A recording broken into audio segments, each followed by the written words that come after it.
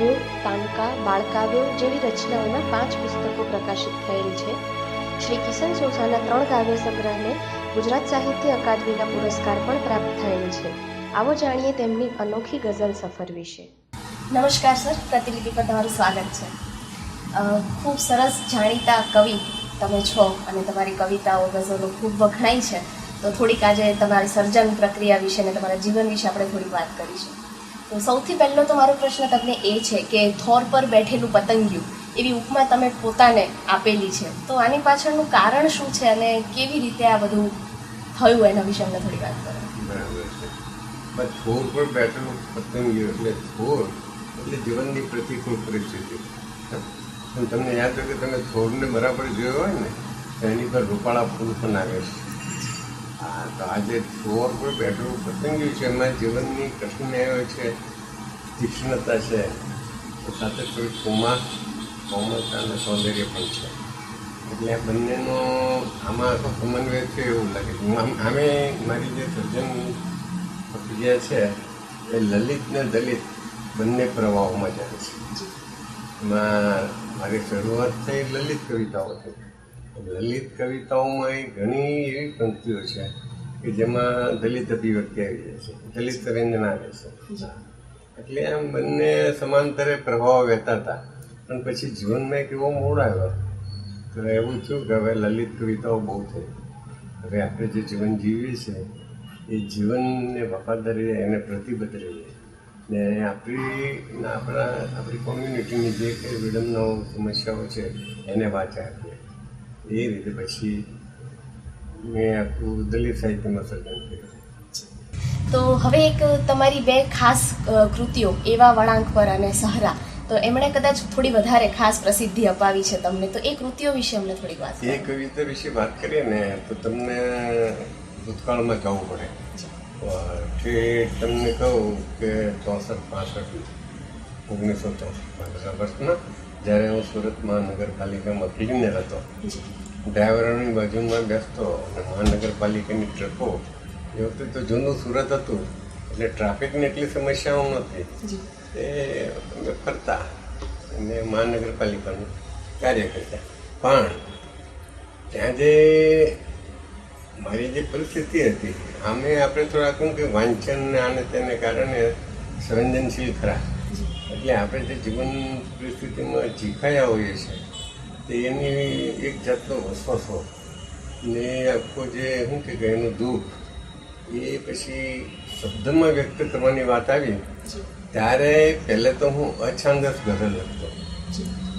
પછી ધીરે ધીરે 63-64થી હું રતિલા અનિલ, ભગવતીકુમાર શર્મા એ લોકોના સંપર્કમાં આવ્યો અને પારસી છંદોની જાણકારી મેળવીને પછી હું ગઝલ ક્ષેત્ર આવ્યો. અને ગઝલ ક્ષેત્રની અંદર પહેલી ગઝલ તો એવી હતી કે આખી રોમાન્ટિક હતી કે છે અજબ આ પ્રેમની સૃષ્ટિ, રડાવ્યા કોઈએ ને હસાવ્યા કોઈએ, ગીતો લખાવ્યા કોઈએ, એ આખી હતી. પણ ત્યાર પછી જે અભિવ્યક્તિ આવી ને એ ઘણા લોકો કહે છે કે સુરત ખાતેથી નવી ગઝલ અને દલિત અભિવ્યક્તિ એ કોઈ લાવી હોય તો કિશન સોસા. એ સહારા ગઝલ છે ને એ મારી એ વખતની જે પરિસ્થિતિ હતી ક્લીનર તરીકેની, અને આમે તે જીવનમાં હું એ વખતે સાવ અટોલો હતો અનાજ જેવો. ત્યારે પછી મને આખું પ્રતિક મળ્યું સહરાનું કે ફરે છે ઝાંઝવાના કૂંટ, તડકો ખાય છે સહરા, ઓઢીને અંધાર નિશાએ ઓઢીને અંધાર ઓઢી જાય છે સહરા.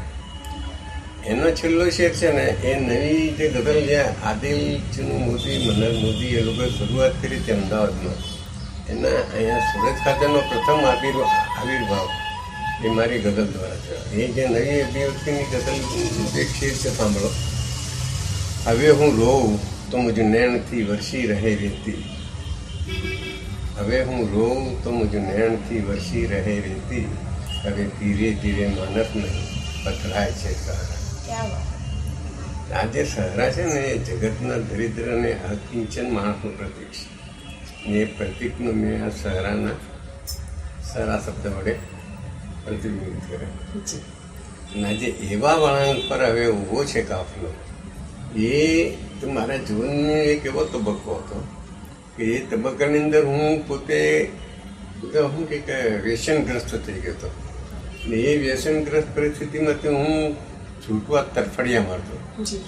ને પણ હું કે હું પોતે ખરાબ દિશામાં છું એની મને આત્મપ્રત્યતિ કરી, એટલે હું એ પ્રત્યે સભાન ખરો ને એનાથી છૂટવાનો પ્રયત્ન છે. ત્યારે પછી છે ને તે આખું આવ્યું તો હવે આ શું કરવું. ને એમાં પછી એક એવી ઘટના બની હતી. એ ઘટના થોડીક આમ શું કંઈક પ્રણય વિષયક હોવાથી એ રજૂ નથી કરતો. હા, પણ એ એક એવો તબક્કા મોડ પર હતો કે જ્યાં જેને કહેવાય કે નવેસરથી જિંદગી ચાલુ કરવા માટેનો એક રસ્તો આમ જતો હતો ને એક રસ્તો સીધો મારા ઘર તરફ આવતો હતો. એ ક્ષણ મેં ગુમાવી ને પછી મેં લખ્યું કે વાહ વળાંક પર લગે ઓછે કાપવું, અહીંથી જવાય ક્ષણ તરફ, અહીંથી શરીર તરફ, અહીંથી જવાય રણ તરફ, અહીંથી નદી તરફ. એટલે આમ તમે જુઓ ને મારી બધી રચનાઓ, મોટા ભાગની રચનાઓ એ જીવનની પરિસ્થિતિમાંથી જ પ્રગટી છે. જેવી પરિસ્થિતિ એવી વેદના, એવો ચિત્કાર, એવો ટંકાર, એવી રીતે બધું ચાલ્યું છે. ખૂબ સરસ વાત કરી તમે. તમારી કૃતિઓ જે જીવંતતામાંથી આવે છે, જે પ્રગટે છે ને એ તમે આલેખ્યું છે અને આટલા સફળતાના શિખરો પણ એણે સર કર્યા છે. તો આવી જ રીતે આપણે જોવા જઈએ તો તમારા 5 કાવ્ય સંગ્રહોને ગુજરાત સાહિત્ય અકાદમીએ પુરસ્કૃત કર્યા છે. ખૂબ આનંદની વાત છે. તો એ 5 પુરસ્કારો મળ્યા એની એ પાછળની લાગણી કેવી હતી અને કેવો સંઘર્ષ હતો ત્યાં સુધી પહોંચવા સુધીનો, એના વિશે થોડી વાત કરો. તમે સંઘર્ષ કરો, શ્રમ કરો, પછી એ શ્રમનું યોગ્ય વળતર મળે, યોગ્ય દિશામાંથી મળે, અધિકૃત વર્ગમાંથી મળે તો તમને થાય કે ચાલો આપણે આ મહેનત સાર્થક થઈ.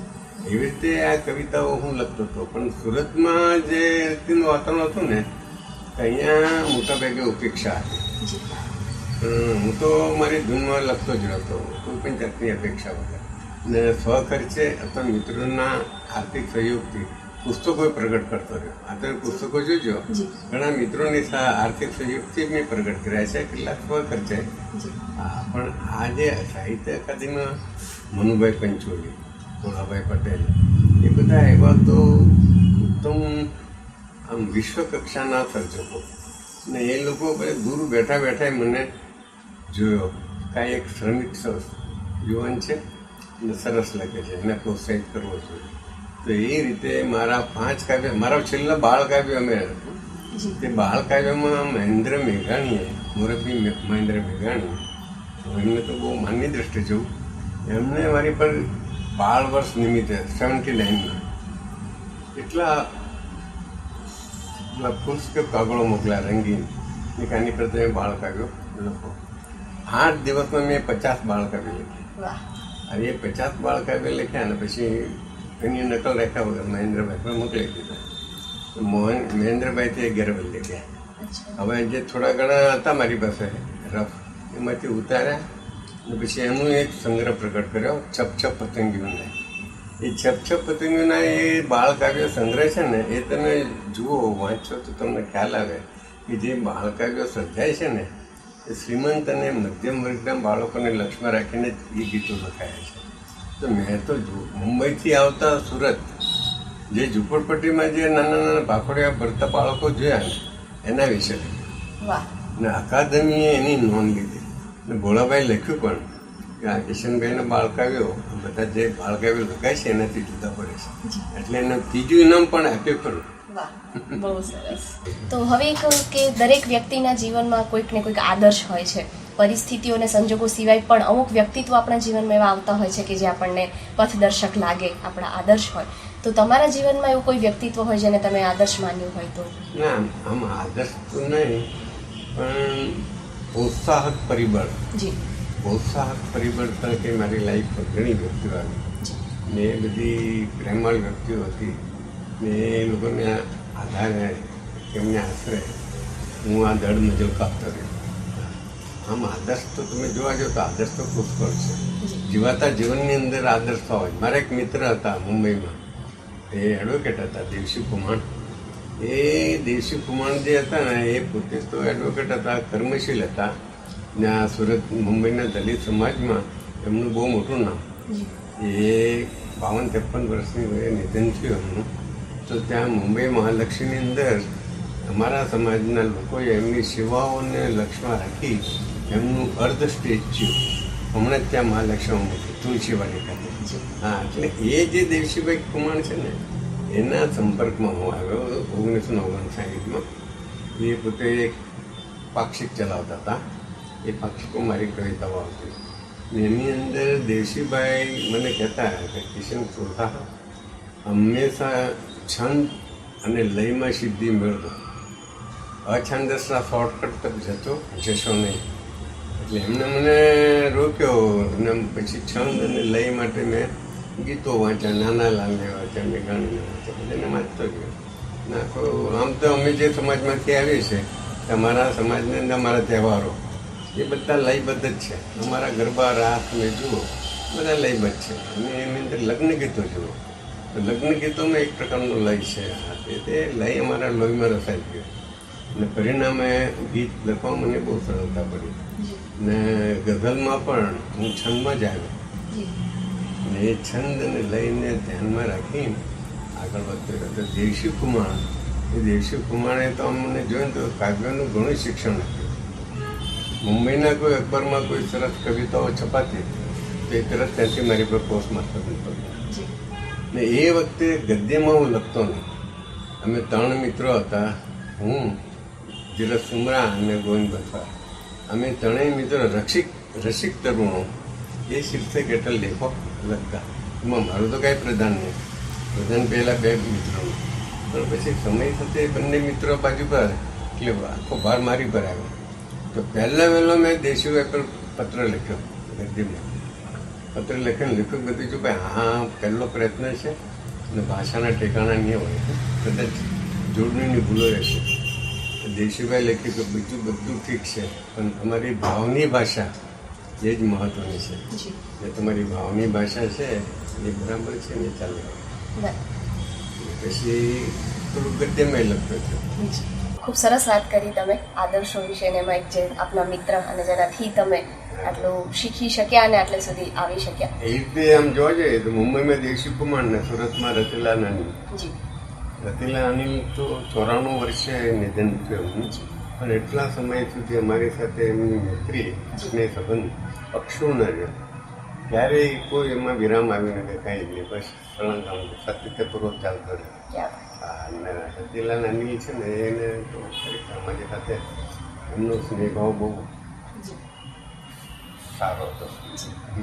તો સર હવે એક એવો પ્રશ્ન લઈએ આપણે કે અત્યારે હાલની જે સ્થિતિ છે કવિતાની સ્થિતિ જે અત્યારે ચાલી રહ્યું છે નવસર્જકો દ્વારા કે પ્રતિષ્ઠિત સર્જકો દ્વારા, તો એ કવિતાની સ્થિતિ વિશે તમે શું માનો છો? મને રાધેશ્યામ શર્માએ છે ને આ પ્રશ્ન કર્યો હતો, આમના સાક્ષરનો સાક્ષર છે કે મને કે કિશનભાઈ આ સર્જાતા સાહિત્ય હશે તમે શું કહો છો? મને તો એવું લાગે છે કે સાંપ્રત પરિસ્થિતિ જોતા પ્રગતિશીલ સાહિત્ય, પ્રતિબદ્ધ સાહિત્ય એ વધવું જોઈએ. આ પ્રગતિ સાહિત્ય તરફ આપણો સર્જક હોવો જોઈએ. કારણ કે હવે પછી તો જીવનના જટિલ પ્રશ્નો ઉપસ્થિત થવાના છે. ત્યારે આ બધી લલિત કલાઓ આ બધી એ છે ને તે બધું ચૂંડાઈ જવાનું છે. તમારે જીવવું હશે તો જીવનલક્ષી કવિતા તરફ જ વળવું પડશે.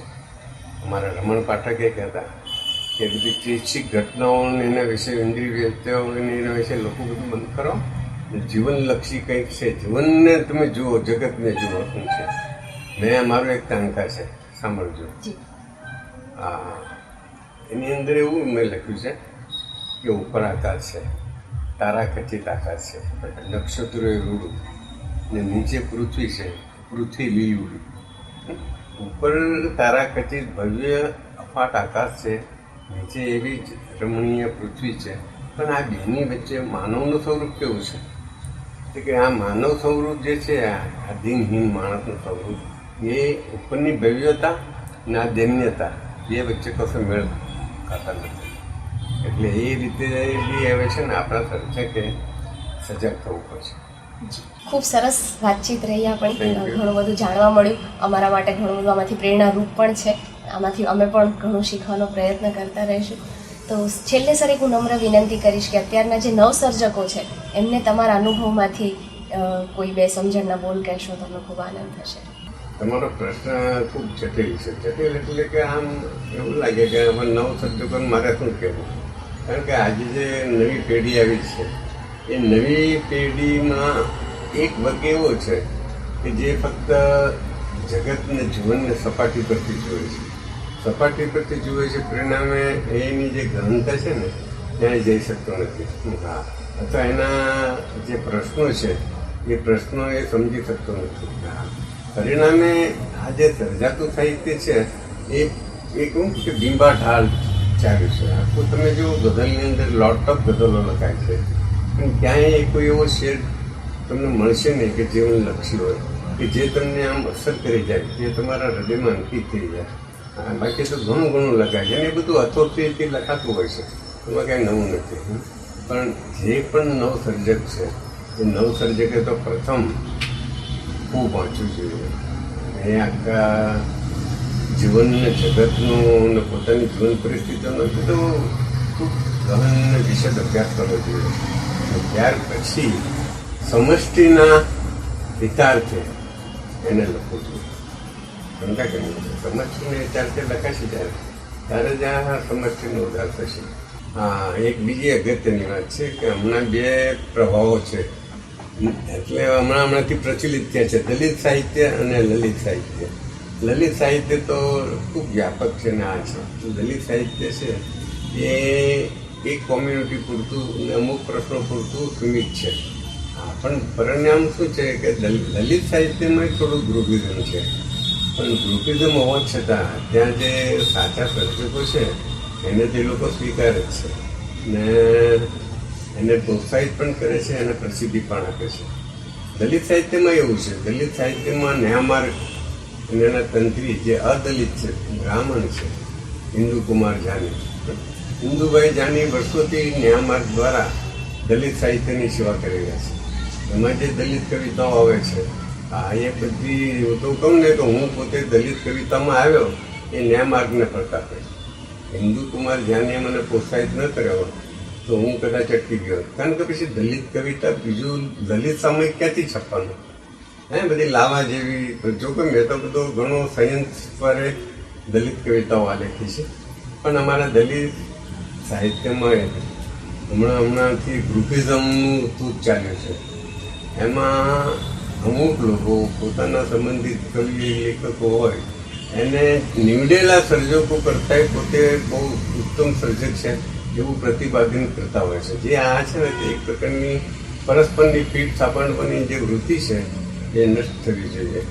જે ખરેખર સાચું સારો સર્જક છે ને એનું સારું પ્રદાન છે તેનું પ્રમાણિકપણે એને અભિવ્યક્ત કરવું જોઈએ.